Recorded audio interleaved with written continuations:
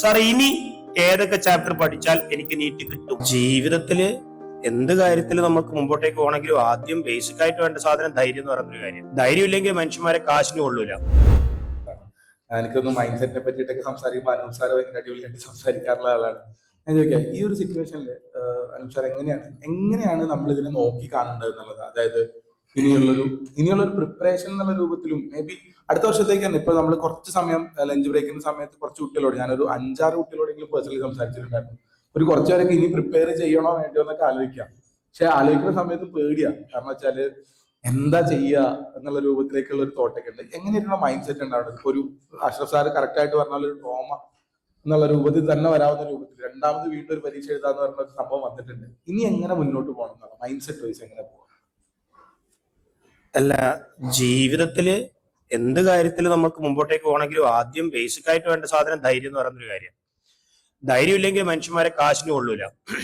അത് സത്യമാണ്. നമുക്ക് ഇപ്പോ ഏതെങ്കിലും ഒരു സ്ഥലത്ത് നമ്മൾ ഒറ്റപ്പെട്ടു പോയാൽ നമ്മൾ ധൈര്യത്തോടു കൂടി മുമ്പോട്ടേക്ക് നടന്നിട്ടില്ലെങ്കിൽ അവിടെയുള്ള ഏതെങ്കിലും പുറത്തുനിന്നുള്ള ഒരു അറ്റാക്കിങ് ഉറപ്പായിട്ടും വരും. നമുക്ക് നമ്മൾ ലൈഫിൽ അതേപോലെ തന്നെ ധൈര്യത്തോടെ നിന്നിട്ടില്ലെങ്കിൽ സിറ്റുവേഷൻസ് നമ്മൾ തിരിച്ച് അറ്റാക്ക് ചെയ്യും. നീറ്റ് എന്ന് പറയുന്ന പരീക്ഷ അല്ലെങ്കിൽ ഒരു കോമ്പറ്റേറ്റീവ് എക്സാമിനേഷനോട് നമ്മൾ ധൈര്യത്തോടെ, ആരാണെന്ന് ചോദിച്ചാൽ ഞാനാടാന്നുള്ള രീതിയിൽ തിരിച്ച് അങ്ങോട്ടേക്ക് പറയാനുള്ള ഒരു ധൈര്യം കാണിച്ചിട്ടില്ലെങ്കിൽ ആ ക്വസ്റ്റ്യൻ നമ്മൾ തിരിച്ച് അറ്റാക്ക് ചെയ്യും.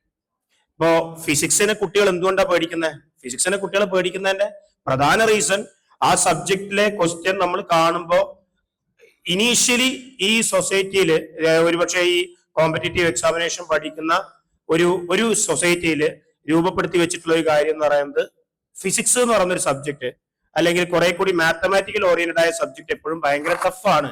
ഇത് പ്രോഗ്രാം ചെയ്ത് വെച്ച സാധനമാണ്.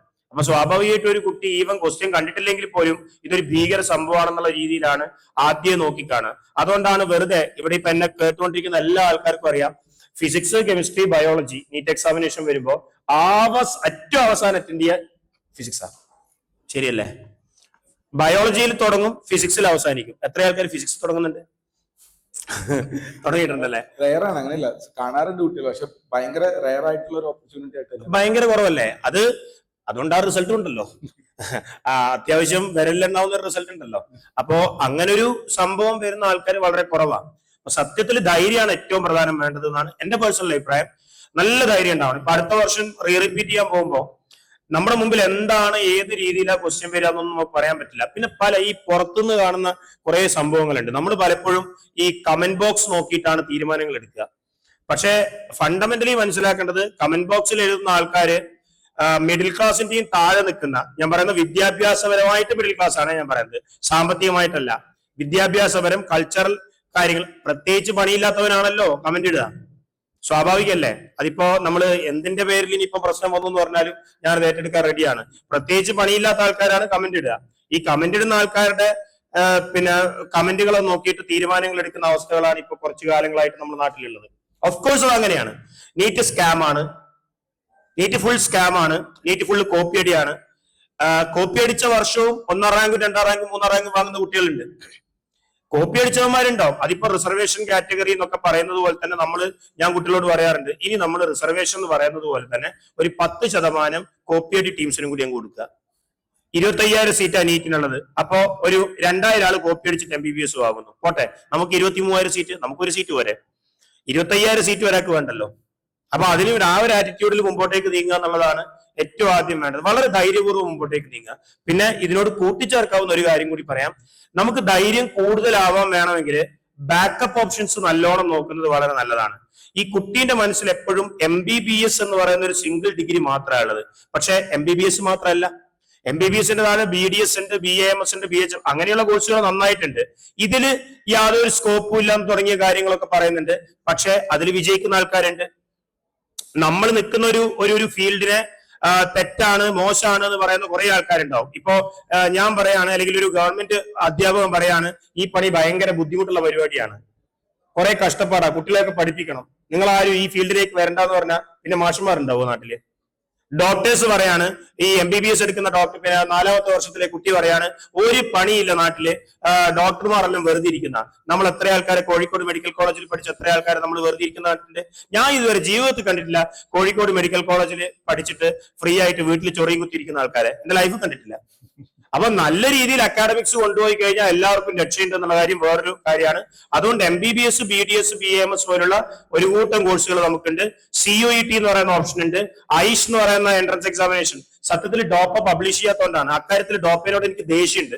കാരണം കേരളത്തിൽ 100ൽ താഴെയുള്ള റാങ്ക് എത്രയോ കുട്ടിയേക്ക് എന്ന് വെച്ചാൽ ഏറ്റവും കൂടുതലുള്ള ഒരു ഇൻസ്റ്റിറ്റ്യൂട്ട് ഏതാണെന്ന് ചോദിച്ചാൽ ഡോപ്പയാ. ഐഷില് 12 പബ്ലിഷ് ചെയ്യാത്തോണ്ടാണ്.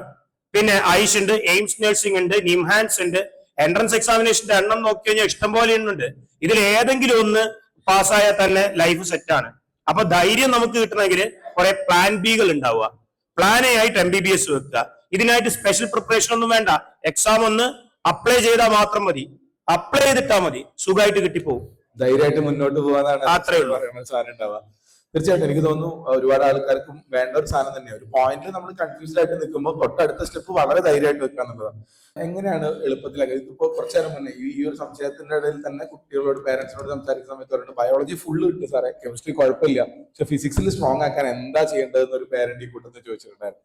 എന്താ പറയാ അവരോട്? അത് രണ്ട് സമയമാണ്. അതായത് ഫിസിക്സ് നമ്മൾ പഠിച്ചുകൊണ്ടിരിക്കുന്ന സമയം, 2 എക്സാം എഴുതുന്ന സമയം. ഫിസിക്സ് പഠിച്ചുകൊണ്ടിരിക്കുന്ന സമയത്ത് നമ്മൾ ബേസ് കറക്റ്റ് ആയിരിക്കണം, ബേസ് പെർഫെക്റ്റ് ആയിരിക്കണം. നിങ്ങൾ ഈ ഓവർ ഇക്വേഷൻസ്, അതായത് കേട്ടുകൊണ്ടിരിക്കുന്ന കുട്ടികളുണ്ടെങ്കിൽ ആ കുട്ടികൾ ഓവർ ഇക്വേഷൻസ് പലപ്പോഴും ഞാൻ കാണാറുണ്ട്. പ്രൈമറി ഇക്വേഷൻ വിട്ട് സെക്കൻഡറി, ടെറിഷ്യറി ഇക്വേഷൻസ് ഒക്കെ വെറുതെ ബൈഹാർട്ട് പിടിക്കുന്ന അവസ്ഥകൾ കാണാറുണ്ട്. അതായത് ഏതെങ്കിലും ഒരു സ്പെഷ്യൽ കേസ് ഉണ്ടാവും, ലോകത്തൊരിക്കലും സംഭവിക്കാൻ ചാൻസ് ഇല്ലാത്ത ഏതെങ്കിലും ഒരു സ്പെഷ്യൽ കേസ് ഉണ്ടെങ്കിൽ അതിന് പോലും ഇക്വേഷൻ പഠിക്കുന്ന കുട്ടികളുണ്ട് ബ്ലൈൻഡ് ആയിട്ട്. അങ്ങനെ പഠിച്ചു കഴിയുമ്പോൾ നമുക്കത് മുതലാവില്ല. കാരണം എന്താന്ന് വെച്ചാല് അത്രയും ഇക്വേഷൻസ് ഒന്നും ഒരാൾക്ക് മെമ്മറൈസ് ചെയ്യാനോ ആ സിറ്റുവേഷൻസിലേക്ക് കൊടുക്കാനോ ഒന്നും പറ്റൂല. ഞാൻ ഒരു അധ്യാപകനാണ്, പക്ഷെ എന്റെ കയ്യിൽ സത്യത്തിൽ ഇക്വേഷൻസ് വളരെ കുറവാണ്. നോർമലി ഞാൻ ആസ് എ ഫിസിക്സ് ടീച്ചർ എന്റെ കയ്യിലുള്ള ഇക്വേഷൻസിന്റെ കളക്ഷൻ വളരെ കുറവാണ്. അത്രയും മതി നമുക്ക്. NCERT ലെവൽ ഇക്വേഷൻസ് മതി നമുക്ക്. അതിൽ നിന്ന് നമുക്ക് ഡെറൈവ് ചെയ്ത് കൊണ്ടുപോകാൻ പറ്റുന്ന ഒരു ഏരിയ ഇക്വേഷൻസ് മാത്രം മതി. അതല്ലാതെ ഓരോ സ്പെഷ്യൽ കേസിനും വെറുതെ ബ്ലൈൻഡ് ആയിട്ട് കുറെ ഇക്വേഷൻസ് പഠിക്കുക. അതാണ് ഒന്നാമത്തെ കുട്ടികൾ ചെയ്യുന്ന തെറ്റായ കാര്യം. രണ്ടാമത്തെ കാര്യം, ഈ NCERT പഠിക്കണം എന്ന് പറയുമ്പോൾ പലപ്പോഴും ബയോളജി 100% ഇൻവോൾവ് ആയിട്ട് NCERT വായിക്കുക, കെമിസ്ട്രി നന്നായി മനസ്സിലാക്കി NCERT വായിച്ച് NCERT ലെവൽ ക്വസ്റ്റ്യൻസ്, ഞാൻ പറയുന്നത് ശരിയല്ലേ, NCERT ലെവൽ ക്വസ്റ്റ്യൻസ് ചെയ്യുക. ഫിസിക്സിൽ നിങ്ങൾ NCERT വെറുതെ വായിക്കേ ചെയ്യരുത്.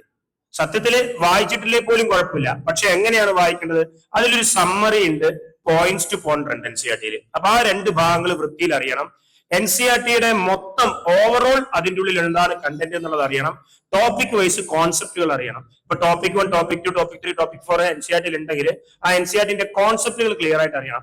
അതല്ലാതെ NCERT word by word physics പഠിക്കാൻ പോയാൽ മുതലാവില്ല. കാരണം അത് പഠിക്കേണ്ട സമയം +2 ആ. അത് പഠിക്കാൻ പാടില്ല എന്നല്ല, അത് പഠിക്കേണ്ട സമയം +2 ആ. പക്ഷെ റിപ്പീറ്റിൽ വരുമ്പോൾ നമ്മുടെ കയ്യിലുള്ള 8 മാസം വളരെ കൃത്യമായി അലൈൻ ചെയ്ത മാസമാണ്. ആ 8 മാസത്തിന്റെ ഉള്ളിൽ നിങ്ങൾ NCERT വായിക്കാൻ പോയാൽ ബാക്കി സമയം ക്വസ്റ്റ്യൻ ചെയ്യാൻ ഉണ്ടാവില്ല. പിന്നെ രണ്ടാമത്തത്, ഒരു ഫ്ലിപ്പ് മെത്തേഡാണ് ഫിസിക്സിന് ഏറ്റവും നന്നായിട്ട് അപ്ലൈ ചെയ്യാൻ പറ്റുന്നത്. ഫ്ലിപ്പ് മെത്തേഡ് എന്ന് പറഞ്ഞാല് തിയറി പഠിച്ച് ക്വസ്റ്റ്യൻ ചെയ്യാന്നുള്ളതാണ് നോർമലി എല്ലാവരും ഫോളോ ചെയ്യുന്ന മെത്തേഡ്. അത് ശരിക്കും ഫിസിക്സിൽ, മാത്സിൽ തെറ്റാണ്. ഫ്ലിപ്പ് മെത്തേഡ് എന്ന് പറഞ്ഞാൽ നമ്മൾ ഇന്ന് പഠിപ്പിച്ച ഒരു ടോപ്പിക് ഉണ്ടെങ്കിൽ ആ ടോപ്പിക്കിൽ നിന്നുള്ള ക്വസ്റ്റ്യൻ ഒന്നും പഠിക്കാതെ ചെയ്യുക. ഒന്നും പഠിക്കാതെ ചെയ്യുമ്പോൾ നിങ്ങൾക്ക് എന്തെങ്കിലുമൊക്കെ ഓർമ്മ വെച്ച് കുറച്ച് ക്വസ്റ്റ്യൻ ചെയ്യാൻ പറ്റും. അതിൽ കിട്ടാത്ത കുറച്ച് ഏരിയ കാണാൻ പറ്റും. ആ ഏരിയ ഫോക്കസ് ചെയ്ത് പഠിച്ച് വീണ്ടും ക്വസ്റ്റ്യൻ ചെയ്യുക. അപ്പൊ ക്വസ്റ്റ്യനിലൂടെ തിയറി പഠിച്ചു പോകുന്ന ഒരു മെത്തേഡ്.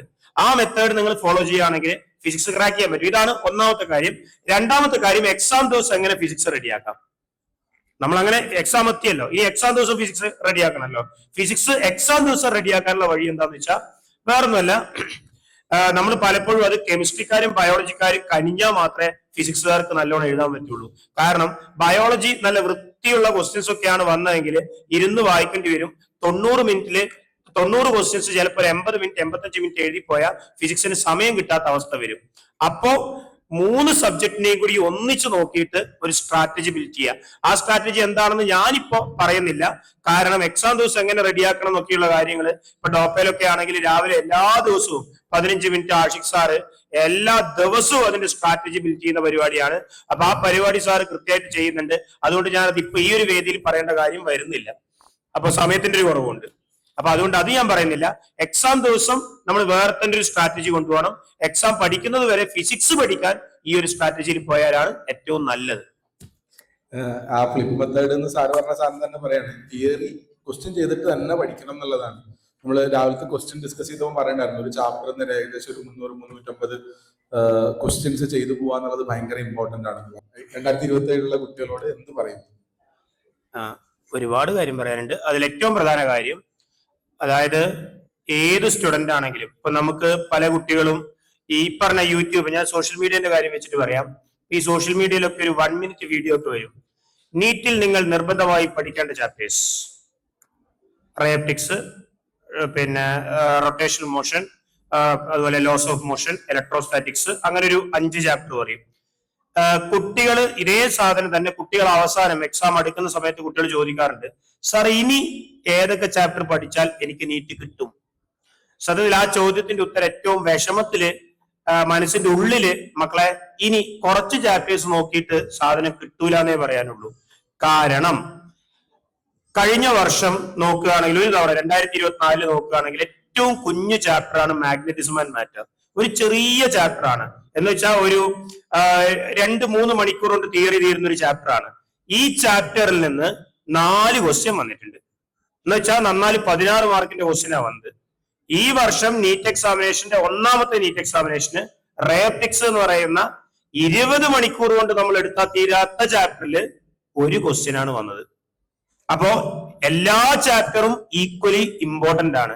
ഇപ്പോ ഒരു ഫിസിക്സിന്റെ ചാപ്റ്റർ എടുക്കുകയാണെങ്കിൽ ഇലക്ട്രോമാഗ്നറ്റിക് വേവ്സ് എന്ന് പറഞ്ഞ ഒരു കുഞ്ഞു ചാപ്റ്റർ, റേപ്റ്റിക്സ് ഇത്രയുള്ള ചാപ്റ്റർ. സത്യം പറഞ്ഞാൽ ഇലക്ട്രോമാഗ്നറ്റിക് വേവ്സ് പോലെ കുറെ കുഞ്ഞു കുഞ്ഞു ചാപ്റ്റർ ചേർന്നതാണ് റേപ്റ്റിക്സ്. അതിലൊരു ടോപ്പിക് പോലെയാണ് ഇലക്ട്രോമാഗ്നറ്റിക് വേവ്സ് എന്ന് കാണുക. എന്ന് വെച്ചാൽ ഒരു ചാപ്റ്ററിനും ഇമ്പോർട്ടൻസ് കുറച്ച് നമ്മൾ പഠിക്കാൻ പാടില്ല. എല്ലാ ചാപ്റ്ററും ഈക്വലി ഇമ്പോർട്ടന്റ് ആണ്. വളരെ സിമ്പിളായി നമ്മൾ തള്ളിക്കളയുന്ന ചാപ്റ്റേഴ്സിൽ ചിലപ്പോ കൂടുതൽ ക്വസ്റ്റ്യൻ വരാറുണ്ട്. ഇത് എനിക്ക് തോന്നുന്നു ബയോളജിയിലും ആപ്ലിക്കബിൾ ആണ്, കെമിസ്ട്രിയിലും ആപ്ലിക്കബിൾ ആണെന്നാണ് എന്റെ തോന്നല്. മിക്കവാറും അങ്ങനെ ആയിരിക്കും. എന്തായാലും നമ്മൾ വിട്ടുകളയുന്ന കുറെ ചാപ്റ്റേഴ്സ് ഉണ്ട്, അതൊരിക്കലും വിടരുത്. മോഡേൺ ഫിസിക്സ് ഒക്കെ വളരെ ഈസി ആണെന്ന് പറഞ്ഞ് കുട്ടികൾ വിടുന്ന ചാപ്റ്റേഴ്സ് ആണ്. ഡുവൽ നേച്ചർ ആറ്റംസ്, ന്യൂക്ലിയർ, 5 ചോദ്യങ്ങൾ വരാറുണ്ട്. അപ്പൊ ഇത് ഒന്ന് ശ്രദ്ധിക്കുക. എല്ലാ ചാപ്റ്ററും ഈക്വലി ഇമ്പോർട്ടന്റ് ആണെന്നുള്ള ഒരു ധാരണയിൽ പഠിക്കുക. ഓക്കെ.